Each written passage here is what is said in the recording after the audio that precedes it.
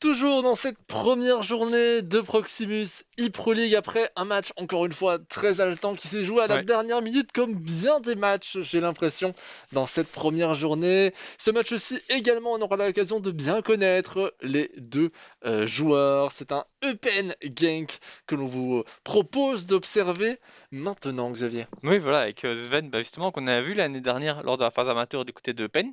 Cette année, il passe côté pro, donc c'est vrai Eh oui, que dans beaucoup de clubs, on voit les amateurs qui passent pro, donc absolument. voilà, les clubs font confiance aux joueurs qui les ont représentés les années précédentes. C'est peut-être une année de test, on va dire, comme en tant qu'amateur, avant de passer pro.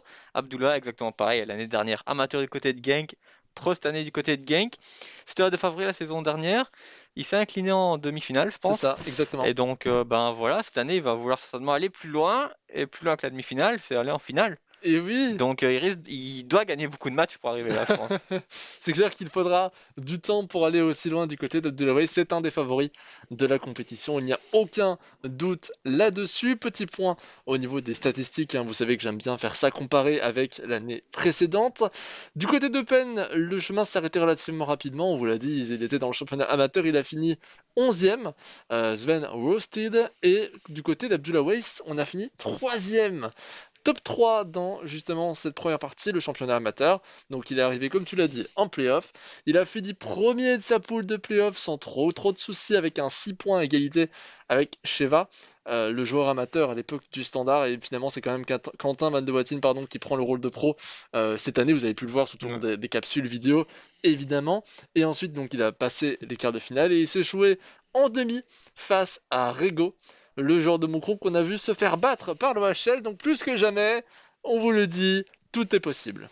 Ouais, tout est possible jusqu'à la dernière minute. Et oui, Surtout dans cette première journée.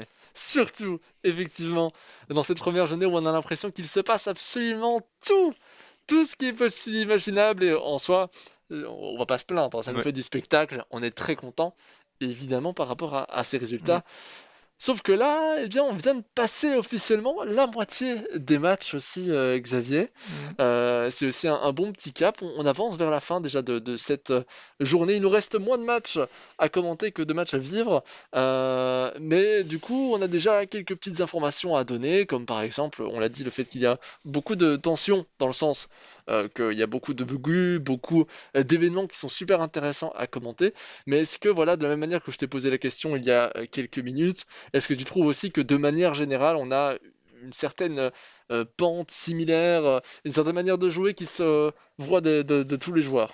Oui, c'est vrai qu'on cherche souvent un peu, même si souvent ils essaient de garder le ballon, mais dès qu'ils ont l'opportunité, il y a quand même souvent beaucoup d'espace dans le dos de la défense, en profondeur ou autre.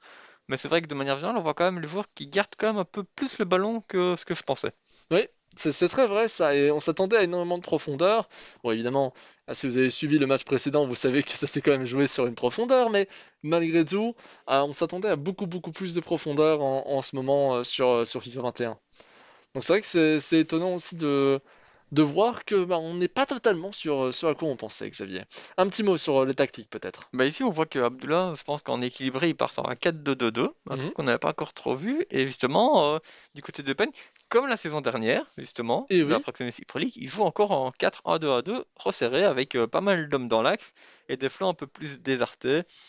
Bon, est-ce qu'il va avoir, je suppose, fort axial, justement, avec cette compo-là? Est-ce que ça va pas être peut-être trop simple? Ou justement, ça va mettre peut-être en difficulté Genk, on verra bien.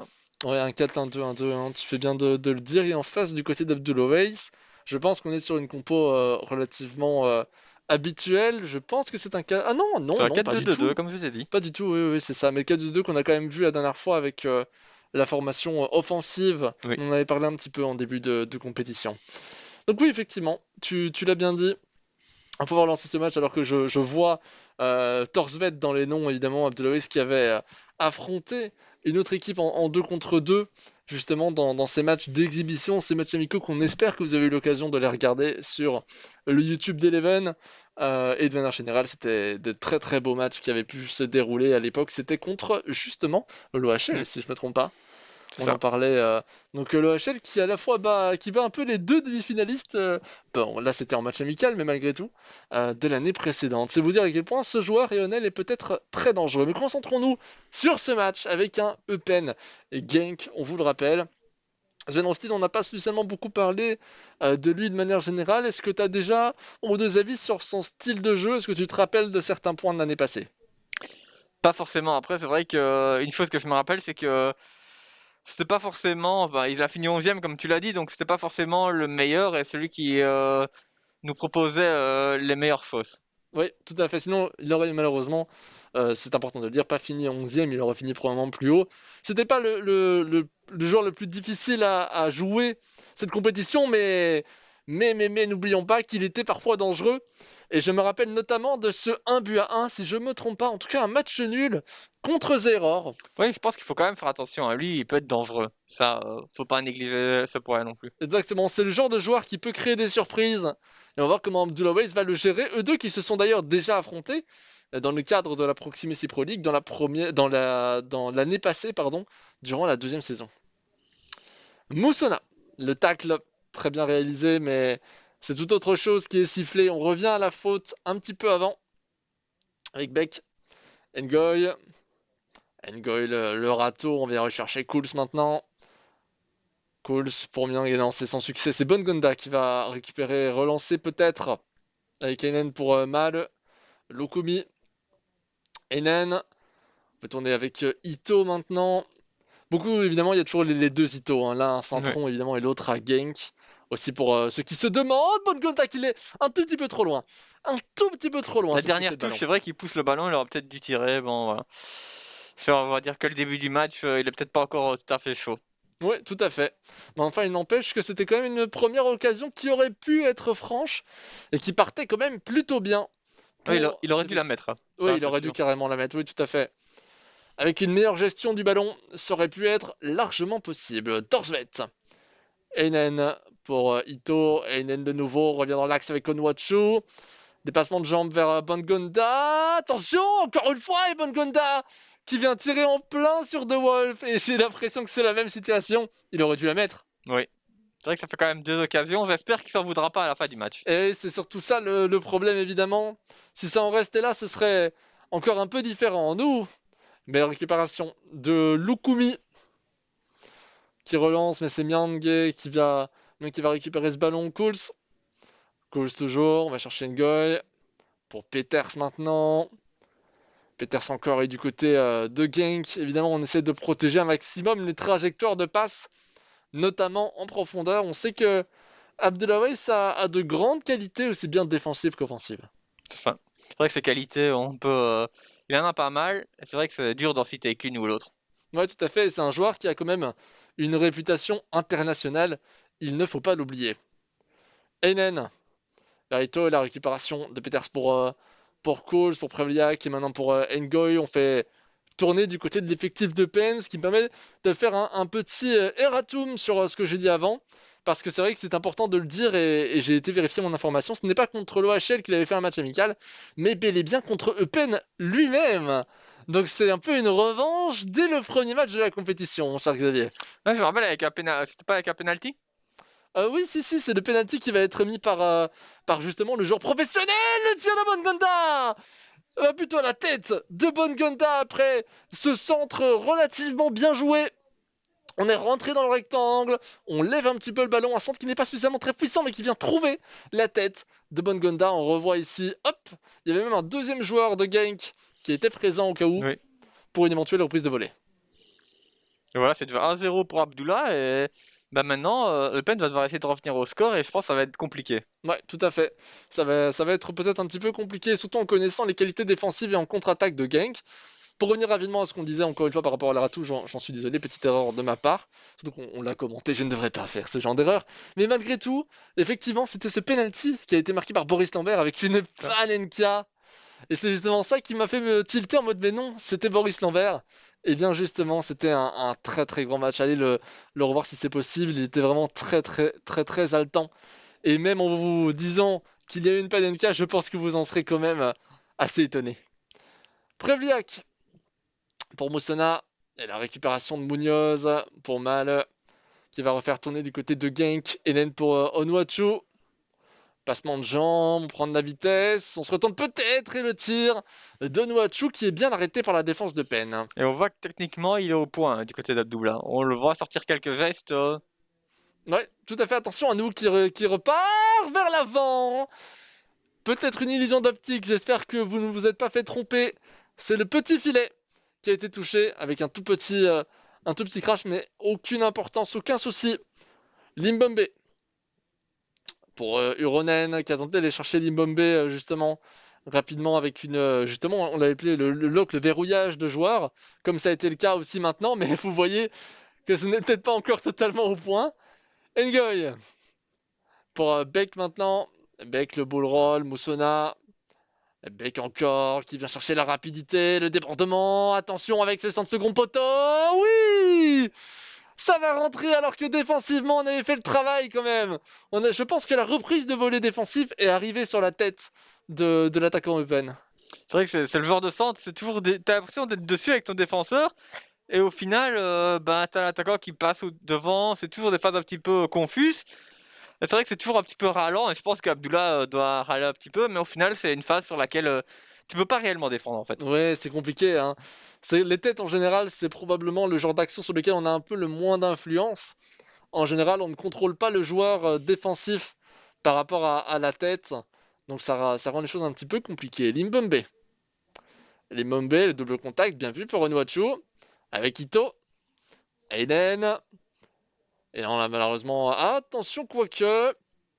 On aurait pu repartir du côté de Pen, mais c'est bien Genk qui est le dernier sur ce ballon. Ito pour Bongonda. Attention à ne pas perdre ce ballon.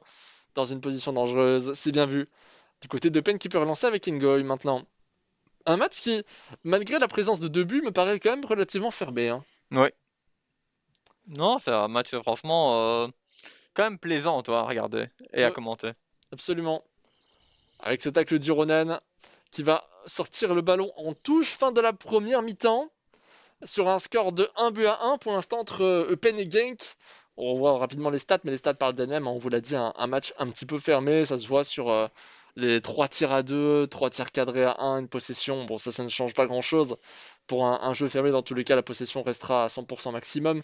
Mais l'idée, quand même, est de se dire, voilà, on est sur un match qui est un peu plus tactique, à l'image d'ailleurs du premier match, si je me trompe pas, ou du deuxième match. Je pense que c'était non, c'était plutôt Rego. C'était avec le match de Rego contre l'OHL qui était beaucoup plus tactique et où il n'y avait pas tellement d'action à se mettre sous la dent. Oui, c'est ça, on voit quand même qu'Abdullah maîtrise un petit peu mieux son sujet, mais d'un autre côté, bah, Pen demande de belles choses, il se crée des occasions.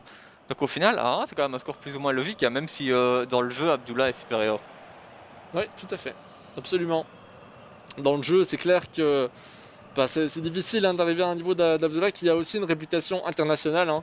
C'est important de le dire. Vous connaissez d'ailleurs peut-être le deuxième joueur de cette équipe du KRC Genk.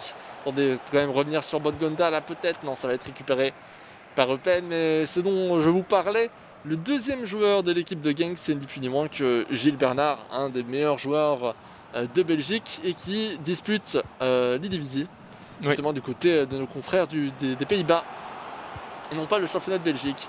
C'est d'où l'importance d'Abdullah Way justement dans ce championnat et pourquoi il est passé professionnel au sein du club. Limbombe qui tente de faire un petit débordement là sur cette aile. Préfère revenir dans l'accent, trop de soucis avec Lukumi pour Torsvet. Limbombe, passement de jambes. On laisse un peu trop la défense se faire toute seule, hein, sur les ailes. Ça pourrait créer du danger sur un joli débordement comme ça a été le cas ici. Le physique de Torsvet, très grand, hein, très grand et très physique. Enen, Ito, bien vu ce double passement de jambes, on fait une feinte de frappe et c'est Adriano 2 fois. Adriano qui vient sauver son équipe, qui fait le travail de gardien de but presque. Et c'est récupéré par Genk, malgré tout, du mal à se dégager, hein. Attention, pas faute, pas faute. C'est récupéré par Eupen. Nous, On voit que du côté de Genk, ça essaye de forcer un petit peu, hein. ouais, De forcer un petit peu sur des feintes de frappe et autres, essayer de passer un petit peu vraiment en physique. mais on a du mal malgré tout à surprendre cette défense de Eupen qui me paraît quand même vachement solide, hein. Oui. Limbombe pour aller chercher Bongonda. On a vu la profondeur dans l'axe peut-être avec Torsvet qui décide de garder ce ballon. Sans trop de soucis, avec Ronqueta de Limbombe, double contact de Limbombe. On va rechercher Torsvet et on va chercher Enen maintenant. Tentative de jeu sur le verrouillage avec Ito. Ito qui prend de la vitesse. Le tir d'Ito. Deuxième petit filet depuis le début de ce match. Il me semble que le premier c'était quand même du côté de Eupen, je ne suis pas sûr. Mais dans tous les cas, on sent qu'il y a beaucoup de tentatives d'aller chercher. Voilà, on part sur l'aile et on rentre dans le rectangle depuis l'aile. C'est un peu, ouais, c'est un peu, je vais pas dire un schéma un peu similaire, mais qu'on a. Attention, Bongonda, le poteau! Le poteau de Bongonda! Il est quand même très mal payé, hein, Abdullah, dans ce match. Ah oui, non, très clairement, on s'attend à tout moment à ce que Abdullah Weiss revienne et marque un petit but pour prendre l'avantage. On sent que le match est en train de tourner très très largement. La croqueta de Bongonda, bien vu, hein, de se retourner. On avait une bonne défense du côté de Pen. La fin de frappe de Nouachou! Quand ça ne veut pas, ça ne veut pas. Abdullah Weiss, 1 but à 1. Et la pause qui est demandée par ce même joueur. C'est 8 tirs à 2. Ça, ce sont des statistiques par contre qui sont plutôt éloquentes. Ouais, ben, comme on l'a dit, Genk, voilà, la main mise sur le match, il n'arrive pas à marquer par contre. Non. Donc ça, c'est un peu inquiétant. Mais il a les occasions, donc ça, c'est positif. Mais après, il faut les mettre au fond au bout d'un moment. Tout à fait. J'ai l'impression que qu'Abdullah Weiss n'a pris une pause simplement pour comment dire. Vous savez, il y a des joueurs qui apprécient faire une pause non pas pour faire des changements tactiques, en tout cas pas spécialement, mais simplement pour voilà reposer un petit peu. On sent qu'on commence à lâcher prise. C'est normal après un enchaînement de tirs sans concrétisation. Oui. Le mental commence à devenir un peu compliqué. Ouais, se recentrer un peu sur le match aussi. Ouais, absolument. 65e minute de jeu, la pause qui se termine et le match qui se relance avec au passage la montée de Dessers à la place de Nuacho et d'Oyen à la place de l'Immobé. Oyen très jeune d'ailleurs, joueur de Genk. Oyen pour Einen. Torsvet, la récupération de Cools qui se relance, peut-être Eupen en 3 contre 5. On va chercher l'appui d'un quatrième joueur en la présence de Ngoy. Un contre favorable pour Eupen qui récupère maintenant avec Peters. Pour nous, Moussona, Rebiak, attention, on tente d'aller rechercher Moussona sans succès. Torsvet, Ito. Et là on voit de nouveau la tentative de profondeur, mais ce verrouillage de joueurs n'est pas très utile pour l'instant à Abdullah Weiss. Non, il veut l'utiliser, mais j'ai l'impression qu'il trouve pas la solution quand il l'utilise. Oui, tout à fait. Bongonda. Et la belle récupération. Même sortie en tout. J'ai d'ailleurs eu vent de certaines personnes qui me disaient que je disais très souvent tout à fait, mais c'est très simple. C'est parce qu'il n'y a souvent rien à ajouter aux propos de Xavier. Adriano Nong qui vient chercher nous pour Peters. On va chercher dans l'axe avec Moussona. Moussona encore, on a vu la profondeur hein, sur l'aile gauche avec nous de nouveau, mais malheureusement il n'était pas parti. Hein.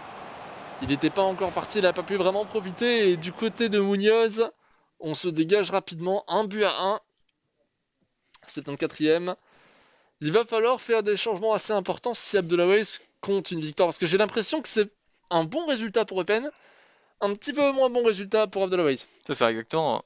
Enfin, pour Sven, face à Abdullah, prendre un point, c'est une bonne entame de compétition. Ça permet peut-être d'engranger pas mal de confiance pour la suite de la compétition. Tandis que du côté d'Abdullah, sans dénigrer Eupen, 1-1 pour un joueur comme Genk, enfin Abdullah du côté de Genk, qui a quand même de grandes ambitions. Prendre seulement un point, c'est peut-être un résultat un peu négatif. Oui, absolument. J'ai à peu près le même schéma de pensée. Après, vu que nous ne sommes qu'au début de la compétition, si ça se trouve, Eupen sera premier de la compétition, et ce sera à l'inverse un mauvais point qui avait été pris parce qu'Abdullah Weiss est moins en forme cette année. Ce sont des informations qui évidemment ne sont pas encore disponibles à ce stade de la compétition. Luka Oyen qui perd ce ballon face à Hendry, Peters, attention, Dessers maintenant, Ito qui aurait pu aller tout droit. Malheureusement, là on a anticipé, je pense, une défense plus proche de l'attaquant. Et c'était pas du tout le cas au final. Mbalo pour Koné. Koné qui prend de la vitesse, hein, beaucoup de vitesse, mais qui se fait rattraper par un Maleux. Tout aussi rapide d'ailleurs dans le jeu, en mode 90 que en dehors. Dessers pour Oyen. Oyen toujours, Oyen a prise de vitesse, Croqueta. On se retourne encore une fois, quelques petites feintes, on revient vers Einen maintenant, Ito.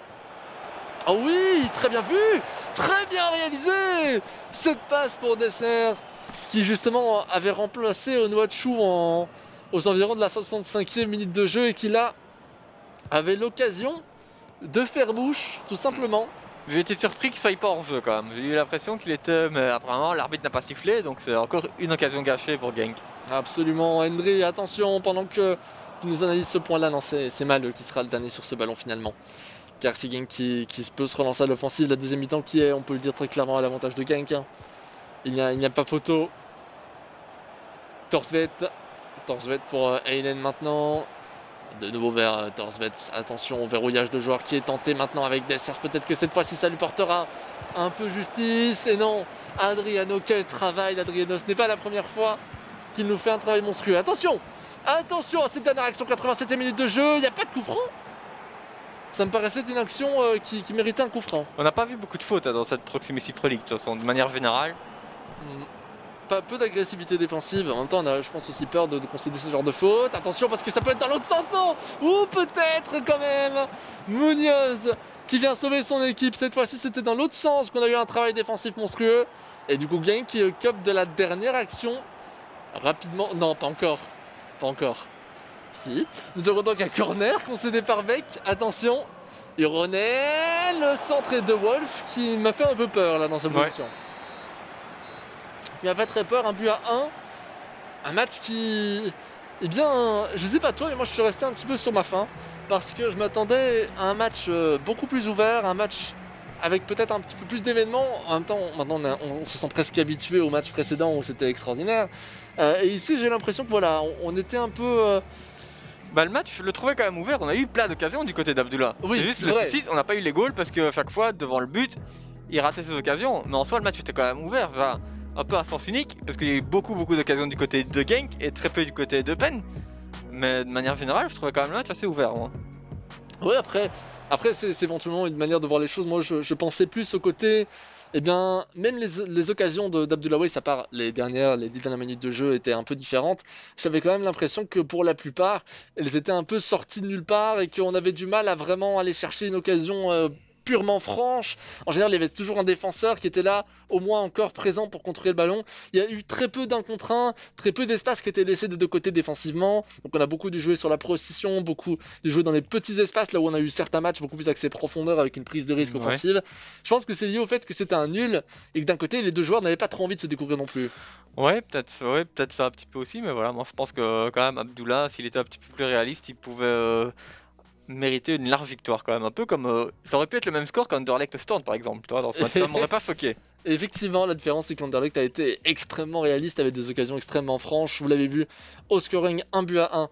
Donc dans ce match, on approche tout doucement de la fin, mais il y a une chose qui n'est pas près de finir, ce sont les capsules vidéo. Chaque transition est de plus en plus extraordinaire.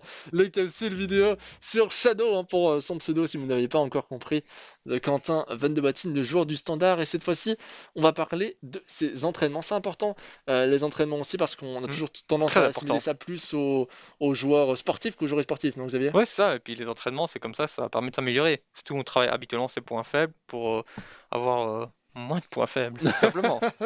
Justement, il évoque aussi ses points forts et ses points faibles. Quentin Van de Boitine.